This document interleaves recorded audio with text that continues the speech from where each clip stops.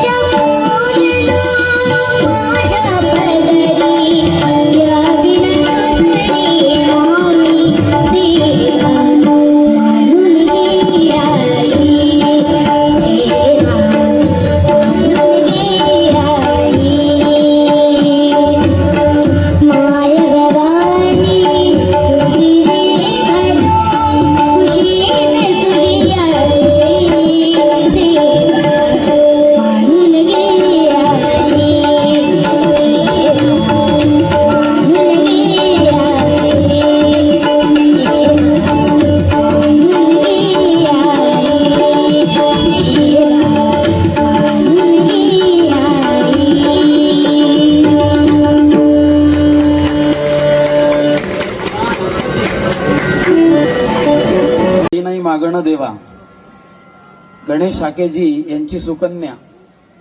कधी कधी काय आहे, मुलांच्या ओळखीने कुटुंबाला विचारल्या जातं कोणाचा मुलगा कोणाची मुलगी, तर त्या मुलीचं स्वतःचं एक ईश्वर कृपेने ती अस्तित्व घेऊन आली आहे। तिच्या ओळखीने या कुटुंबाची ओळख वाढतीये। कोणाची मुलगी तर गणेश हाकेंची मुलगी किंवा वीरा ही गणेशांची मुलगी। खूप सुंदर ती गायली, तिच्यासाठी एकदा टाळ्या वाजवा। आता वीराला टाळ्या ऐकू आल्या का? तर वीरा ज्या दिवशी या टाळ्या ऐकणार नाही त्या दिवशी ती मोठी होईल, हे तिन्ही लक्षात ठेवणं गरजेचं आहे। स्तुती मृत्तिके समान असं ज्या दिवशी विद्यावान व्यक्तीला वाटेल त्या दिवशी त्याची विद्या फलित झाली असं समजायचं। म्हणून गुरुकृपेने तिची विद्या वाढो। हिरा कोंदणच चांगला दिसतो आणि त्याला कोंदणात ठेवणं हे गरजेचं असतं। म्हणून मी मागे पण गणेश तिच्या वडिलांना सांगितलं होतं की हिऱ्याची जपवणूक कशी करायची, तर तिची त्या पद्धतीने जपवणूक जर का केली तर त्या हिऱ्याला पैलू जास्त पडतील आणि ते पैलू पडल्यानंतर भविष्यात इथे ती एक शास्त्रीय मोठी गायिका म्हणून सिद्ध होईल आणि याच व्यासपीठावरती भविष्यामध्ये देवी वीरा फार मोठी गायिका म्हणून येणार आहे। तिच्या गाण्याची जी काही तिचा आवाज, तिची वरती जाण्याचा जो स्वर आहे, स्ट्रेंथ आहे, ती फार मोठी आहे। तिने स्वतःच्या त्या पद्धतीने अभ्यास केला तर निश्चित होईल। व तिची सेवा म्हणून तिने स्वराची साधना करावी, निश्चित तिला याचं फळ मिळेल। जगदंबोदयोस्तु। मी चंद्रकांत काकांना विश्वस्तांना विनंती करतो, दरवर्षी त्यांना इथे सेवा करण्याची संधी मिळणारच आहे। विश्वस्तांतर्फे आपण यावं आणि इथे प्रसाद ग्रहण करावा।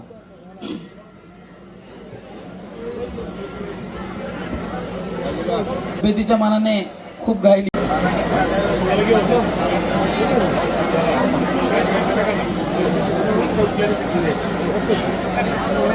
हॅलो, जगदंब उदयोस्तु। वीराचं असंच गाणं भगवतीच्या कृपेने उत्तरोत्तर वृद्धिंगत व्हावं हीच भगवतीच्या चरणी प्रार्थना करू। चंद्रकांतजी काका विश्वस्त रेणुकादेवी संस्थान, वीराला त्यांनी भगवती रेणुकेचं वस्त्र दिलेलं आहे। स्वतः तिचे वडील आणि आई उत्तम गायिका आहेत। सध्या ती तिच्या वडिलांकडेच सगळी तालीम घेत आहे। भविष्यामध्ये उत्तम तिला एक चांगले साधक आणि उच्च कोटीची गुरु मिळावेत की जेणेकरून तिचं गाणं उत्तरोत्तर पुढे वाढावं।